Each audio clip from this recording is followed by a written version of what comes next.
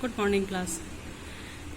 Yesterday we were discussed about the components of aggregate demand, meaning of aggregate demand, behavior of aggregate demand according to income, what is the behavior of consumption.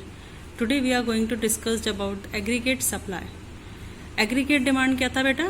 Aggregate demand में हमने ये discussion करा था कि जितना भी कि मतलब जो भी गुड्स एंड सर्विसेज मार्केट में इकोनॉमी में सप्लाई हो रहे हैं और उसकी जो मनी वैल्यू है और वो गुड्स एंड सर्विसेज कौन डिमांड कर रहा है? Demanded by the whole economy या एंटायर इकोनॉमी. एंटायर इकोनॉमी में हमारा कौन कौन आता है? प्रोड्यूसर्स भी आ जाते हैं, हाउस होल्ड सेक्टर भी आता है, हमारा गवर्नमेंट भी आती है एंड एक्सटर्नल सेक्टर्स भी आते हैं. तो एंटायर इकोनॉमी कितनी वैल्यू का गुड्स एंड सर्विसेज डिमांड करने की प्लान कर रहे हैं for the coming accounting year, that is called aggregate demand. Today we are going to discuss about aggregate supply. Aggregate supply means कि कितनी मनी वैल्यू का गुड्स एंड सर्विसेज सारे producers मिलकर सप्लाई करना चाह रहे हैं इकोनॉमी के अंदर. विलिंग मतलब चाह रहे हैं इकोनॉमी के अंदर सप्लाई करना eight a given period of time. Eight a given period of time मतलब जितने टाइम के लिए हमारा इकोनॉमी में डिमांड है for the coming accounting year, उसी कमिंग अकाउंटिंग ईयर के लिए कितना producers are ready to supply. One thing. And another thing is कि aggregate supply is always equals to national income of the country. ऐसा माना जाता है बेटा कि जिस कंट्री की जितनी सप्लाई होती है उसके अकॉर्डिंग ही उसकी इनकम होती है.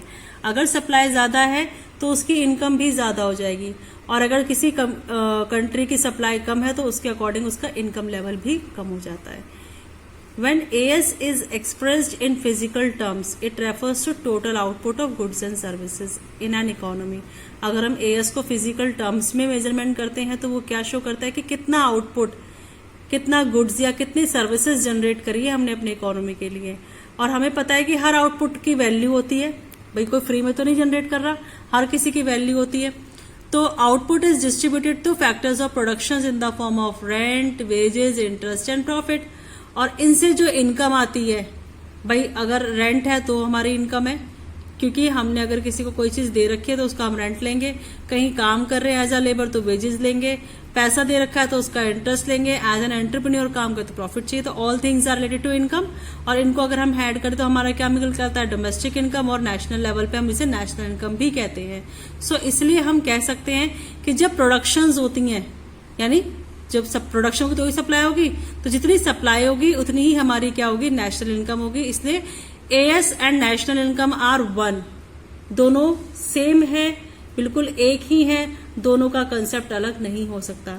और इनकम हमेशा क्या होती है? इनकम जो होती है क्या होती है? हमेशा national income is always equals to consumption plus saving.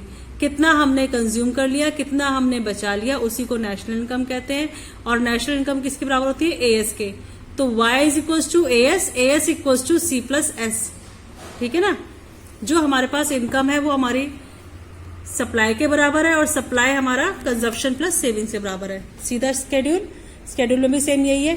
Income level given है, कंजप्शन गिवन है, सेविंग्स गिवन है. और कंजप्शन और सेविंग्स की हेल्प से हमने क्या निकाला है? Aggregate supply. और एग्रीगेट सप्लाई की वैल्यू आप देख सकते हैं बिल्कुल एग्जैक्टली इनकम के बराबर ही आ रही है. इनकम 0 है, कंजप्शन 40 है, यानी कुछ नहीं कमाया फिर भी 40 खर्च कर दिए. इसका मतलब 40 रुपए कहां से निकाले हैं? सेविंग्स में से. इसलिए एट दैट टाइम सेविंग क्या हो गई? -40. जब आपकी इनकम 0 होती है उस टाइम पे सेविंग और कंजप्शन की वैल्यू सेम होती है. बस फर्क ये होता है कंजप्शन की वैल्यू प्लस में होती है, सेविंग्स की वैल्यू माइनस में होती है. फिर हमारी इनकम 100 है, कंजप्शन 120 है. अभी भी 20 एक्स्ट्रा खर्च कर रहे हैं अकॉर्डिंग टू इनकम. तो यानी वो हमने जो 20 एक्स्ट्रा खर्च करा है वो कहां से यूज करा होगा? सेविंग्स में. तो सेविंग्स हमारी क्या हो गई? -20. फिर इनकम हमारी 200 है, कंजप्शन भी 200 है. जितना कमा दिया उतना ही खर्च कर दिया, यानी ना तो सेविंग्स में से कुछ निकाला ना सेविंग्स में हमने कुछ डाला. तो सेविंग्स 0 है. इसी तरीके से आपका आगे तक हमारा क्या आ रहा है? सेविंग पोर्शन निकल के आ रहा है इनकम कंजप्शन की हेल्प से. फिर हमने क्या करा? एएस निकालना है. तो एएस हमारा ऊपर आप देख रहे होंगे question, AS equals to C plus S. तो सी प्लस एस कर दिया. Consumption +40, savings -40. तो एएस क्या हो गया? 0. फिर कंजप्शन 120, सेविंग्स -20. एएस कितना हो गया? 100. इसी तरीके से हम एएस निकालेंगे तो हमारा एएस की वैल्यू बिल्कुल सेम टू सेम आ जाएगी एज अकॉर्डिंग टू इनकम. और हमारा इनकम का ग्राफ जो होता है वो हमेशा 45 डिग्री के एंगल से होता है, ओरिजिन से पास आउट होता है 45 डिग्री के एंगल पर होता है, और जो हमारा y का ग्राफ है वही किसको रिप्रेजेंट करेगा, as को, क्योंकि as और y की वैल्यूज अगर सेम है तो एक सिंगल ग्राफ ही हमारे दोनों कर्व को रिप्रेजेंट कर सकता है। यही कर्व हमारा इनकम का भी है और यही कर्व हमारा एग्रीगेट सप्लाई का भी है। ठीक है बेटा। The line is drawn by taking same scale on both the axes at point on this 45 degree line, जो कि हमारी क्या है, y is equals to c plus S. Okay, now consumption function. Consumption function हमारा क्या होता है कि जब कंज्यूमर अपनी इनकम का एक पोर्शन खर्च कर देता है अपनी नीड्स और वांट्स को पूरा करने के लिए या गुड्स एंड सर्विसेज परचेज करने के लिए, तो वो हमारा कंजप्शन एक्सपेंडिचर कहलाता है। एंड कंजप्शन फंक्शंस मींस जो एक फंक्शनल रिलेशनशिप है between consumption and national income. Consumption और नेशनल इनकम का जो फंक्शनल रिलेशनशिप होता है that is called consumption function, क्योंकि बिना इनकम के कंजप्शन पॉसिबल नहीं है। इनकम है तो ही हम कंजप्शंस करते हैं, खर्चे करते हैं। अगर हमारे पास इनकम नहीं है तो कंजप्शन करना पॉसिबल नहीं है। नीचे पॉइंट्स गिवन है। Consumption function represents the willingness of household to purchase goods and services at a given level of income during a period of time. Means कि जो कंजप्शन फंक्शन है वो क्या रिप्रेजेंट करता है, वो ये रिप्रेजेंट करता है बेटा कि हाउस होल्ड सेक्टर कितना पैसा खर्च करना चाह रहा है गुड्स एंड सर्विसेज के ऊपर अपनी इनकम में से, जो उसकी इनकम उसके पास है उसमें से, during a given period of time. Means वही आपका अकाउंटिंग ईयर। फिर कंजप्शन फंक्शंस डिफरेंट होता है डिफरेंट लेवल ऑफ इनकम के अकॉर्डिंग। अगर हमारी इनकम लेवल चेंज हो रहा है, अप एंड डाउन हो रहा है, तो उसके अकॉर्डिंग कंजप्शन फंक्शंस की वैल्यूज भी चेंज हो जाती हैं। And consumption is positively related to income. अगर इनकम बढ़ेगी कंजप्शन भी बढ़ जाएगा, इनकम डिक्रीज हो रही है तो कंजप्शन भी डिक्रीज हो जाएगा। It is a psychological concept as it is influenced by subjective factors like consumers preference habits. ये मतलब है कि हमारा साइकोलॉजिकल यानी माइंड में ही ये बात सेट है कि अगर हमारे कंज्यूमर्स की जो प्रेफरेंसेस हैं वो प्रेफरेंसेस मतलब कंज्यूमर की जो हैबिट्स है प्रेफरेंसेस है उसकी वजह से उसका कंजप्शन लेवल चेंज नहीं हो रहा है, उसका consumption level because of income की वजह से ही चेंज हो रहा है।